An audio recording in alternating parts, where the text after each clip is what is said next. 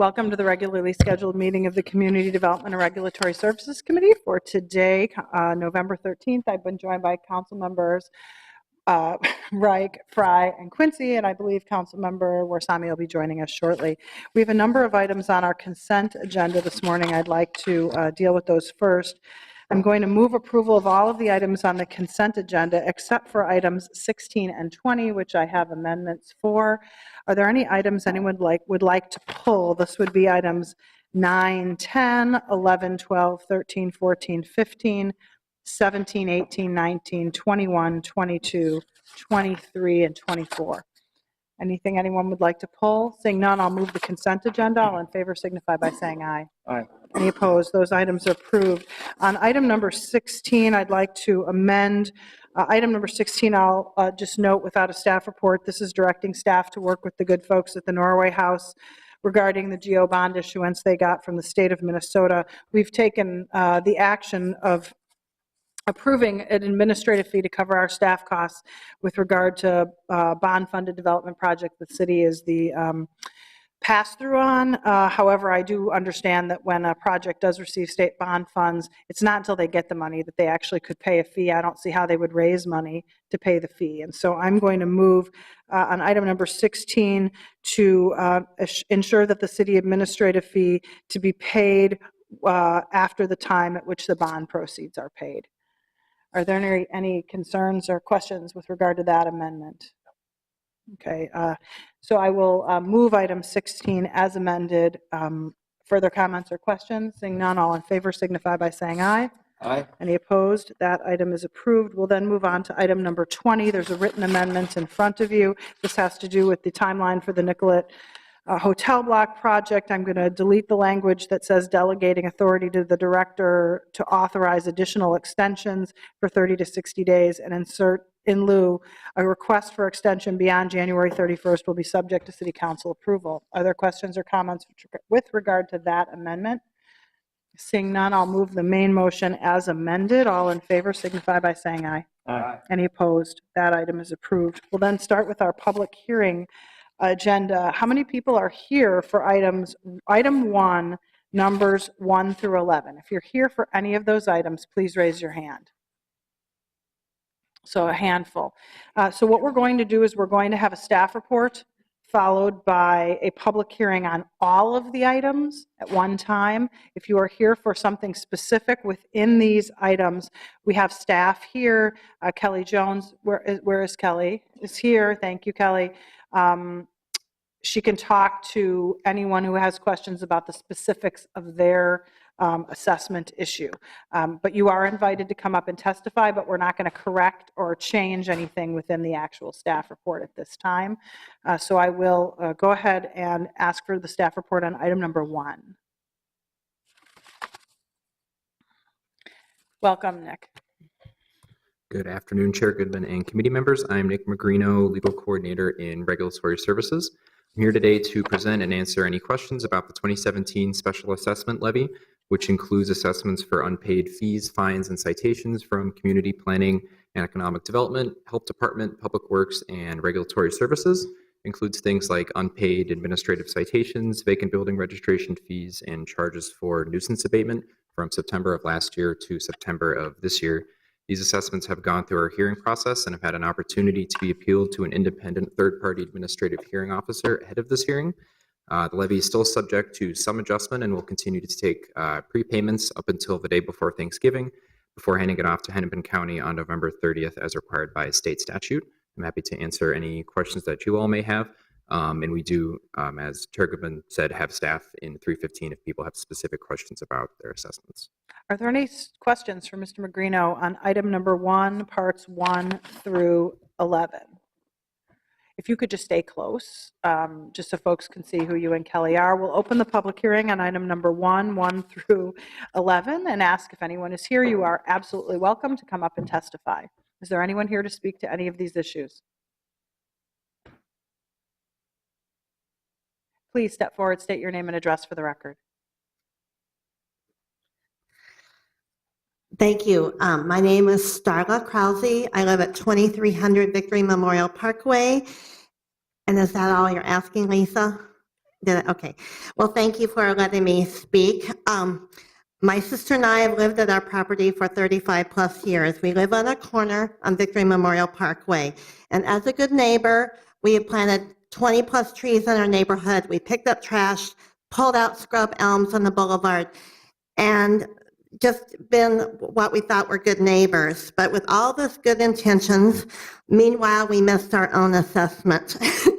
and it's really, really petty, but it's been kind of our concern over 10 to 20 years. We call 311, and there's shrubbery backed up in alleyways, and then we get an assessment for 6 inches of a raspberry bush or something that was removed in 1 week. And because we were trying to defend our democracy this summer, we missed the assessment letters, which were white.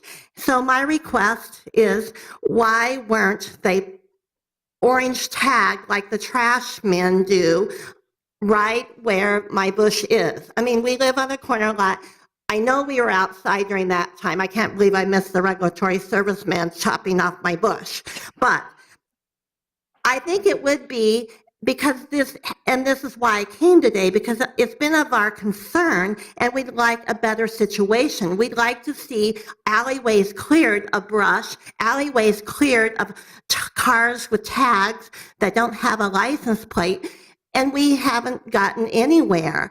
And so then I thought, I'm taking this opportunity to make, and I'd even like to sit on the committee, but I don't think you let people like me sit on committees like this. So this is my ask: an orange tag and a little bit better discretion or something. So thank you. Thank you for being here, Starla. I'm sure you're making tarts out of those raspberry bushes for everyone to enjoy. So Starla is an amazing caterer. So thank you for being here today. I'm sure Kelly or Nick or some combination would be happy to talk to you about this. I see Kelly is getting up right now. And thank you for your testimony. Is there anyone else here to speak to this issue? I saw a few people had raised their hands. You are absolutely welcome to come up. I'd invite you to come up if you'd like to. Okay, seeing no further testimony, I'm going to close the public hearing. I'm going to move the staff recommendation, which is the 2017 levies for special assessments relating to nuisance conditions. Are there further comments or questions with regard to the staff report?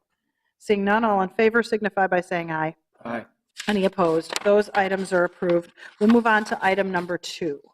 Mr. Curtis, welcome. Thank you, Madam Chair, members of the committee. What you have before you is a fairly straightforward request from Ecumen, a nonprofit organization.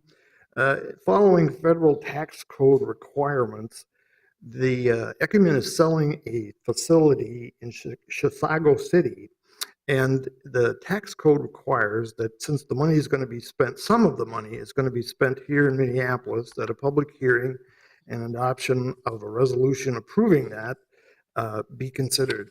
This is the $4 million, or up to the $4 million, will be invested in the Abaton Apartments, which is relatively new, and as I understand it, a great deal of that money will go to rehabbing 1-bedroom apartments into 2. I have staff and bond counsel if you have any questions. Are there any questions for Mr. Curtis or bond counsel on item number 2? Seeing none, thank you for your report. We'll open the public hearing on item number 2, which is consent for approving expenditure of sales proceeds from the Chicago City location into the Minneapolis location. Is there anyone here to speak to this issue? Anyone? Anyone? Seeing none, we'll close the public hearing. Councilmember Fry. Thank you, Madam Chair. I move approval of this item. Approval has been moved of item number 2. Further comments or questions? Seeing none, all in favor signify by saying aye. Aye. Any opposed? That item is approved. We'll move on to item number 3.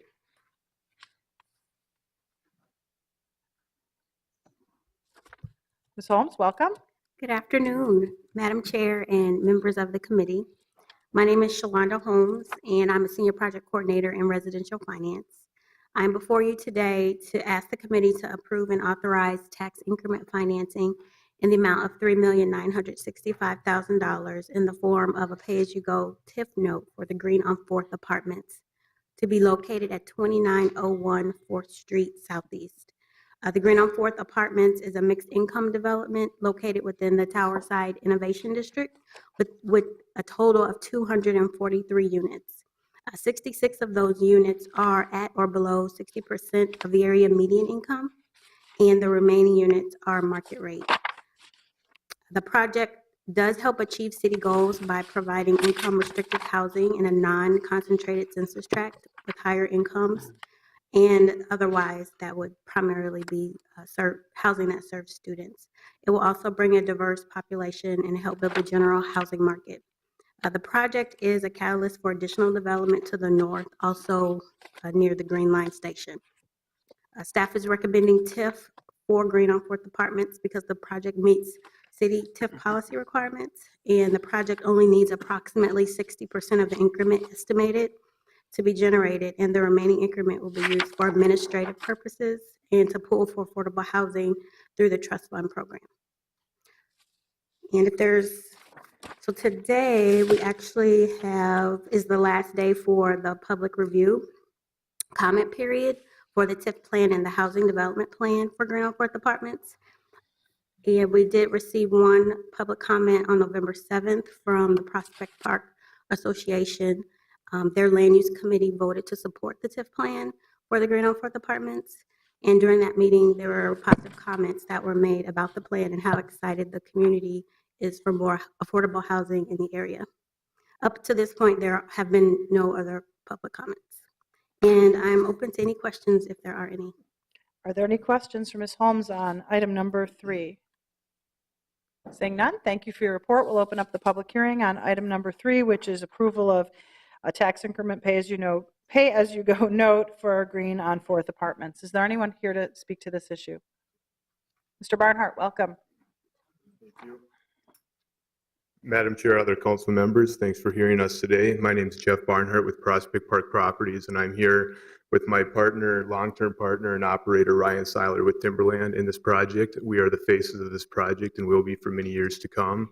It's a great project, and it's across the street from a grocery store that will come online in the spring, right next to the new 29th Avenue light rail station on the site where the First District stormwater is in place, and also hosts the site for the neighborhood community gardens, which I'm working with the park board on an MOU to get that space permanently reserved for the public. So this has been a great project, and it's also near what's estimated to be about $200 million in new construction that we've privately led without any other public subsidies. So I would ask for your partnership in this project, and it's the last piece, and I believe we can be in the ground either by the end of this year or in January on this project. And I just want to thank you, and the staff has done a tremendous job. Shalonda and others, and Peter Crandall with planning, who's not here today, has done a great job. So we're ready to go, and we want to partner with the city in this and bring the much needed affordable housing. And I do have John Card from the neighborhood here, and I think that's it. Thank you. Thank you for your testimony. Is there anyone else here to speak to this issue? Madam Chair, members of the committee, my name is John Carey. I live at 169 Malcolm Avenue Southeast, Minneapolis. I'm here to support this effort. I am a member of the Prospect Park Association Board and co-chair of our Land Use and Planning Committee. There are several things I want to point out in terms of supporting this. One is that we in the neighborhood are really supporting an increase in housing and a variety of housing types. Surrounding this project, we will have on the ground within the next year or so about 1,100 new housing units, and we hope that this project will be part of that. We're strongly in support of affordable housing being built as a part of our projects. We recently did a survey of neighbors and found that within our neighborhood, 69% favor adding additional senior housing, but 68% also supported affordable workforce and family housing. In addition, 43% said they really favored public housing. This is a strong endorsement by our neighborhood for inclusion. The other point I want to make is that we have worked very hard to get better transportation access We have the light rail line. We're strongly in favor of additional sidewalks and bicycle paths. And in fact, in our neighborhood, more people use their feet to get around than the car.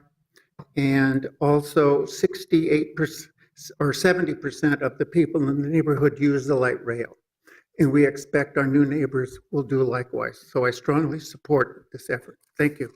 Thank you for your testimony. Is there anyone else here to speak to this issue? Anyone? Anyone? Seeing none, I'll close the public hearing. I believe Councilmember Fry will want to move this, and I do have a few comments to make, so maybe I'll just comment after you. Do you want me to just comment first? Go ahead. This is what a TIF plan that's a partnership looks like, and I can't stress that enough.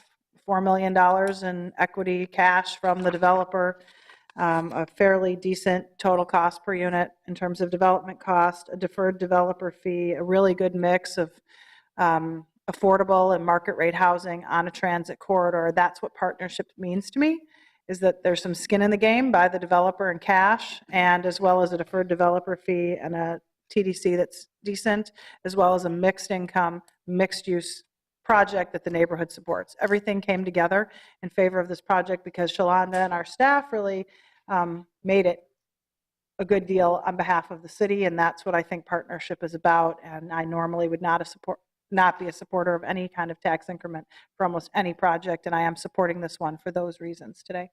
Councilmember Fry. Thank you, Madam Chair. So I will happily move approval of this item and briefly comment that this is, as Councilmember Goodman stated, the right way to use TIF. Not only does it have a substantial developer contribution, not only does it have a deferred developer fee, but we also have a recentering of money back into our city process for affordable housing. So in other words, only a portion of the TIF is actually devoted to this particular development, and we can then, I think, generate a model in the future for acquiring more money for affordable housing off of future TIF deals as well as this one. So I think I want to thank obviously those directly involved with the project and Jeff, and I want to thank city staff as well for coming up with this, I think, really innovative approach, not just for this one, but for the future. On Councilmember Fry's motion to approve, further comments or questions? Seeing none, all in favor signify by saying aye. Aye. Any opposed? That item is approved. We'll then move on to item number 4. Mr. Wilson. Thank you, Madam Chair. Item 4 is a request for an on-sale liquor license with Sunday sales and a theater license by the Fillmore Minneapolis Corporation, doing business as the Fillmore.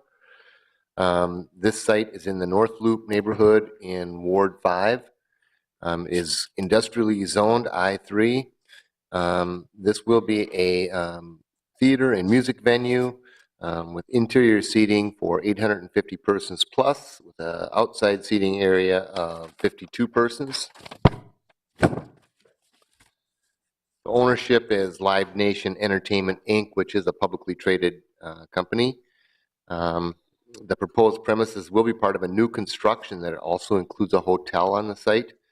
The premises will be separated from the hotel premises. The Fillmore space will contain approximately 37,000 gross square feet on 3 levels.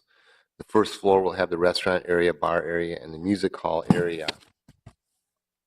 The outdoor premises contains 900 square feet of patio space on the first level nearest 5th Street. The Fillmore will be a performance venue for music and live entertainment, a full-service restaurant and bar, a special event banquet space, and the ability to modify these spaces for performances and events of a variety of styles. A liquor license has not been present on this site before, so a public hearing is required today. We notified all persons within 450 feet of the premises of today's public hearing. We also notified the North Loop Neighborhood Association, Downtown Minneapolis Neighborhood Association, and the Warehouse District Business Association. We received no responses from that mailing of today's public hearing.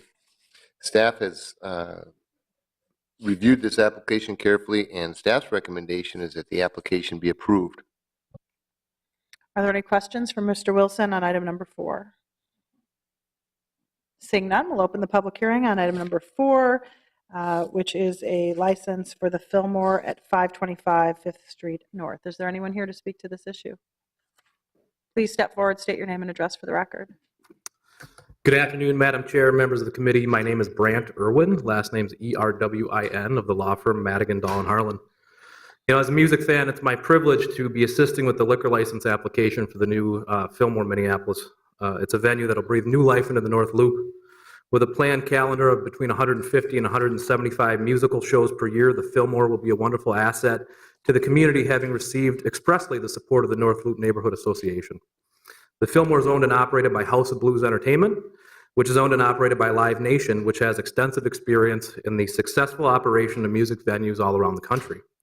With me today to talk briefly about the plan for the Fillmore are multiple people that I'll introduce. Roger Teft, who is Senior Counsel for Live Nation and House of Blues, Ryan Shea, who is Vice President of Operations for House of Blues, and Josh Lacey, who is Manager of the Fillmore. And I believe Ryan Shea will also stand up and give you a brief presentation on the Fillmore. So thank you. Please step forward. A brief presentation. I can be very brief. Okay, great. So we're just excited to be here. This is what we do. I'm the Vice President of Operations for Live Nation, House of Blues Entertainment. I've been with the company for 25 years, and we're a leader in the industry. We're very excited to have a Fillmore here in Minneapolis, and we can keep it brief because Mr. Irwin basically spelled it out. Great. Thanks. Thank you for being here today.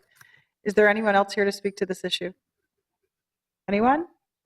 Anyone? Seeing none, we'll close the public hearing. Councilmember Frye. Thank you, Madam Chair. Happily move approval of this item. Item number 5 has been moved for approval. Further comments or questions? Seeing none, all in favor signify by saying aye. Aye. Any opposed? Those items are approved. We'll move on to item number 5. Mr. Wilson. Madam Chair, we have an application for an on-sale wine and strong beer license, Class C2, for a restaurant at 5401 Patton Avenue South, known as the Lucky Oven Bakery.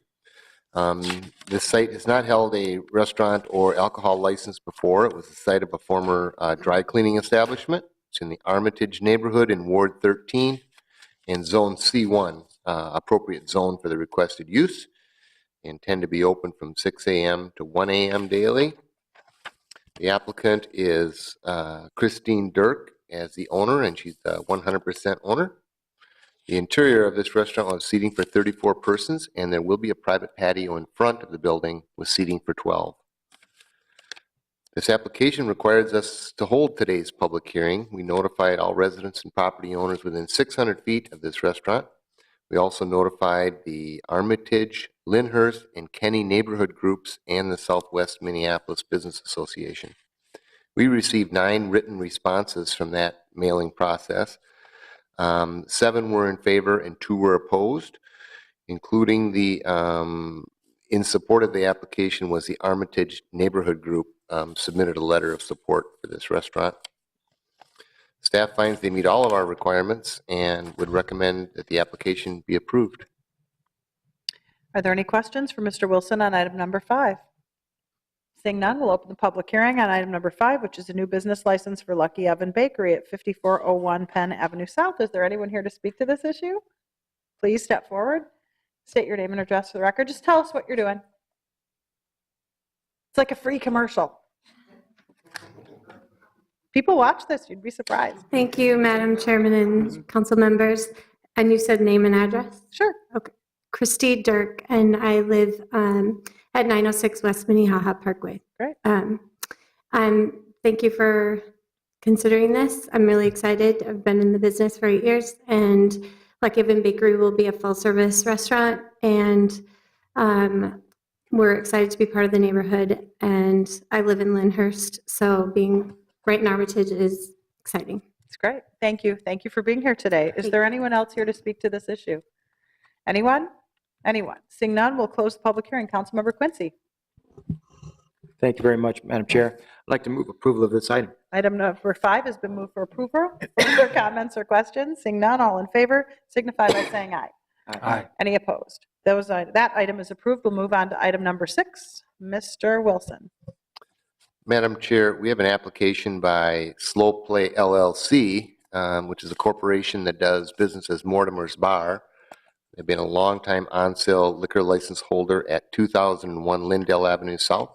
They are seeking an entertainment upgrade in their license. They're currently licensed with Class E entertainment level and they are seeking a C1, which will allow up to 5 amplified musicians to perform in the establishment.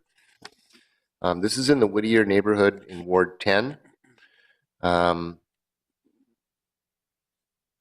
Music, if approved, music will be presented from Wednesdays to Sundays from 9 p.m. to 1 a.m. A security and noise plan for this establishment was provided and reviewed, and there is no outdoor area or sidewalk cafe as part of this application. We notified all residents and property owners within 600 feet of the premises of today's hearing. We also notified the Whittier, Lowry Hill East, and Stevens Square neighborhood groups and the Franklin Area Business Association. We received one response from that mailing, and the one written response was in opposition due to the upgrade, thinking there will be additional alcohol problems and parking isn't sufficient in the area. Other than that response, staff finds that it meets all of the requirements of our code and would recommend that the application be approved. Are there any questions for Mr. Wilson on item number 6? Seeing none, we'll open the public hearing on item number 6, which is a license submitted by Slow Play for Sunday sales at Mortimers Bars. Is there anyone here to speak to this issue? Please step forward, state your name and address for the record.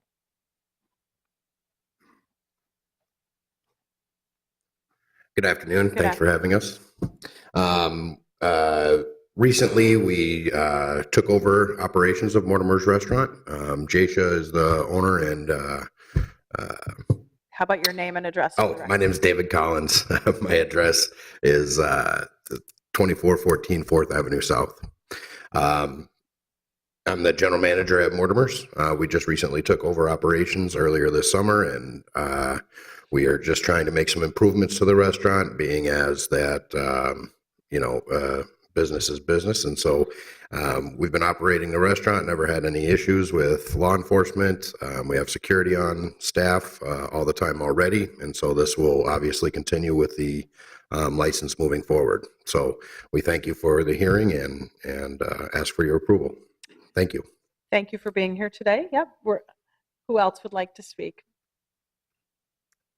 Thank you for letting me speak here. My name is Regina Brenner. I live in 2020 Garfield Avenue for the last 23 years. And so I'm an immediate neighbor of Mortimer.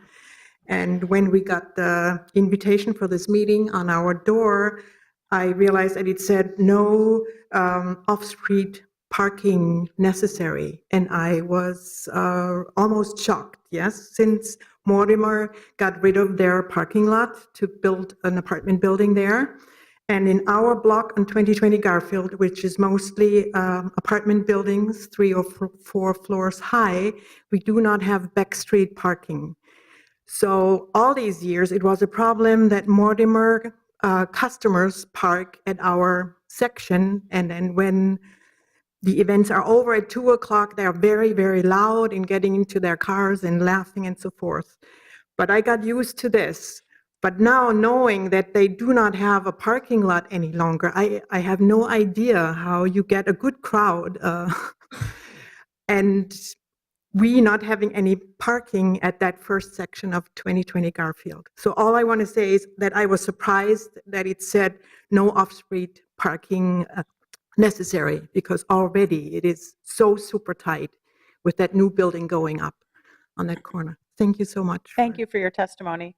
Is there anyone else here to speak to this issue? Please step forward, state your name and address for the record.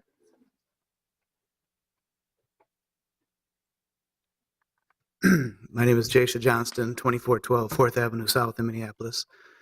I can appreciate my neighbor's concerns about that. I also have concerns about parking in the area. I've worked at Mortimers for 20 years.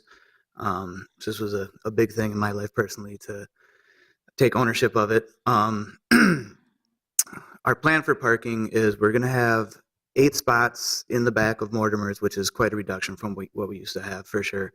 But right now, while it's under construction, there is no parking, but there will be parking behind the actual structure when construction is complete. And also, I'm in conversation with the developers across the street of Lyndale Avenue I'm in contact with the previous theater garage owner, and I think there's 100 and something spots going in that building, if I'm correct on that. But I'm looking to lease some of those spots as well to address the parking issue. So that's that. Thank you. Thank you for your Chair, testimony. Hopefully that congratulations, cleared Chicken up Fry. that there will be some parking. Yes. Is there anyone else here to address this issue? Anyone? Anyone? Seeing none, we'll close the public hearing. Councilmember Warsame. Thank you, Madam Chair, and I move this item. Item number 6 has been moved for approval. Further comments or questions? Seeing none, all in favor signify by saying aye. Aye. Any opposed? That item is approved. We'll move on to item number 7. Mr. Wilson. Thank you, Madam Chair. Our last liquor license request for the day is an application for an on-sale liquor license with Sunday sales Class A by Armory Hospitality LLC, doing business as the Armory. This is in the Elliott Park neighborhood in the 7th Ward at 500 6th Street South. The Office of Zoning Administrator has determined that this site does not require off-street parking, although the building retains 400 underground parking spaces on the site. We'll have interior seating for 5,000 and outdoor seating for 200 on a rooftop. Hours of operation depend on the event occurring there, but it will generally be from 8 a.m. to 2 a.m. daily. The applicant is Armory Hospitality, a Minnesota company owned by Ned Abdul. He's 100% owner. The Armory was constructed in 1935. It has been home to a military training center, sporting events, music videos, and most recently a parking facility. It is listed on the National Register of Historic Places. The Armory will be a column-free, expansive space for private events, corporate functions, galas, trade shows, live performances, concerts, and special events. The license we're recommending today has a condition that the Armory shall adhere to the approved travel demand management plan for this location, which will assist with trucks loading in and out of the facility. This building has never held an on-sale liquor license before, so today's public hearing is required. We notified all property owners and residents within 450 feet of the address. We also notified the Elliott Park neighborhood and the Downtown Neighborhood Association. We received 4 responses. 4 were in favor. We received 5 responses. 4 were in favor. 1 was in support, but had a couple concerns about parking in the area and noise. We did receive a letter of support from the Elliott Park Neighborhood Association and the Downtown Minneapolis Neighborhood Association supporting the application. Staff finds that they meet all of our requirements and are recommending that the application be approved. Are there any questions for Mr. Wilson on item number 7? Seeing none, we'll open the public hearing on item number 7, which is a Class A business license, liquor license at the Armory. Is there anyone here to speak to this issue? Anyone? I'm going to call Ned up, so he's not going to get a, we're going to see who you are on camera today. So come on up, talk about your project, and try to help alleviate concerns for the people that have just moved into the area about how this won't become another karma. Yeah, so thanks for your time today. So our obviously our intention is to convert this, we're considering, historic gem into, into a usable facility again. We've obviously moved forward with the construction and the reconstruction of this, and believe that what we've created here is in need of, this community is in need of something of this size and this scale. It houses a size that's not available in this market for both, corporate sit-down functions and musical functions. It kind of fits in between the First Avenue or even the Fillmore that you guys just approved and the Target Center. It's kind of a unique size and a unique building, and we look forward to being able to activate it again. And can you just speak to how you're going to handle the concerns of the immediate neighbors with regard to very late night rowdy crowds outside a very large venue in a residential area?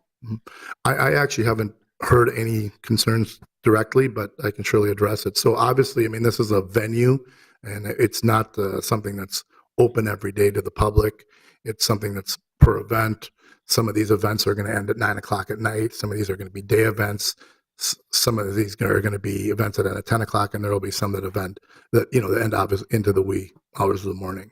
So we've got, we've hired our director of security as an ex-Minneapolis police officer who is familiar with, de-escalating situations and traffic and so on. So we're going to try to use that to our advantage to try to manage the facility. Okay. Thank you for your testimony. Is there anyone else here to speak to this issue? Anyone? Anyone? Seeing none, we'll close the public hearing. Councilmember Frye. Thank you, Madam Chair. I would like to move approval of this item as I think the improvements and enhancements being made to the building will benefit the whole area over there. On the motion to approve, I also agree that the renovation of the Armory has been beautiful and beautifully done, and I think it's great to bring it back to life. I do have concerns for people who live immediately adjacent to it with regard to the impact a facility that size would have that close to so many residents where downtown is a neighborhood and there are a lot of residents. And so I'm just hoping that the owner and operator can be mindful of that. We have had, quite an outcry from people who are living in the North Loop and Warehouse District about the rowdy behavior and the inability of some of the establishments to control it. And I just don't want to see the police running back and forth between the Warehouse District and the Armory and worrying about potential problems. That's up to the operator. This is a Class A license. It's a big deal. And I don't want to underestimate the big deal of it, and I'm hoping there won't be any problems. On the motion to approve, all in favor signify by saying aye. Aye. Any opposed? That item is approved. We'll then move to our remaining item, which is item number 8. Kelly, welcome back. Madam Chair, members of the committee, my name is Kelly Jones, and I'm the Director of Administration and Community Engagement for Regulatory Services. I'm here today to present on a proposed change to Chapter 244, which regulates our housing code. Currently, rental license fees are not collected when a property owner is appealing a rental license revocation action until the hearing process or court case is resolved. We do this with guidance from our city attorneys. This results in the owners continuing to operate their rental business and collect rents. During this time, the city is enforcing regulations and expenses are occurring. The proposed ordinance change would add an administrative registration fee, which will be collected during the time of the appeal period. The administrative registration fee will mirror the rental license fee structure, which has been developed to recover administrative and enforcement expenses. That's all. Are there any questions for staff on this proposal, which I am very grateful for you to bring forward, and I think it's a really good thing for us to be doing. Are there any questions for staff? Seeing none, thank you for your report. We'll open the public hearing on item number 8, which is adding a provision for a fee during pending adverse license action. Is there anyone here to speak to this issue? Anyone? Anyone? Seeing none, we'll close the public hearing. I will move approval. All in favor signify by saying aye. Aye. Any opposed? That item is approved. Seeing no further business before the committee, we are adjourned.